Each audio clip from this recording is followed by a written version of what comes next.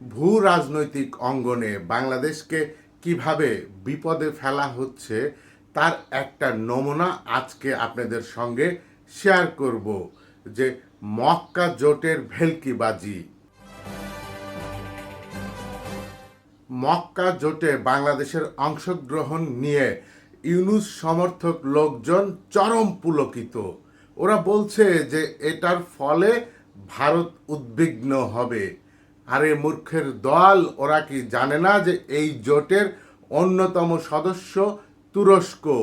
তুরস্কই হলো প্রথম মুসলিম দেশ হিসেবে 1949 সালেই ইসরায়েলকে স্বীকৃতি দেয়। মক্কা জোট দেখিয়ে তুরস্ক সৌদি আরবের কাছে বিলিয়ন বিলিয়ন ডলারের অস্ত্র বিক্রি করবে। তুরস্ক কিন্তু ন্যাটোভুক্ত দেশ, অর্থাৎ সেই যুক্তরাষ্ট্রের লেজুর ভিত্তিক দেশ। ইস্তাম্বুল পশ্চিমাদের মিত্র।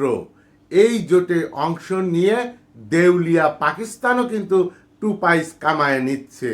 তাহলে আমরা এই জোটে গিয়ে কি পাবো? বাংলাদেশ এই জোটে গিয়ে কি পাবে? প্রথমত, ইরানের সঙ্গে আমাদের সরাসরি একটা শত্রুতাপূর্ণ সম্পর্ক তৈরি হয়ে যাবে।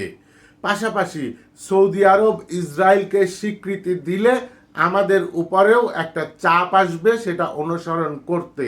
পাকিস্তান তো তৈরি হয়েই বসে আছে স্বীকৃতি দেওয়ার জন্য। এভাবেই আমাদেরকে নিয়ে খেলাধুলা করছে একদল বানর কিংবা হনুমান। আমরা যেহেতু ফ্যাসিস্ট ইউনূসের বদলতে এরই মাঝে আমেরিকার শর্তহীন গোলামে পরিণত হয়ে গেছি, তাই এখন আমাদের চেয়ে চেয়ে দেখা ছাড়া আর কিছুই করার নেই।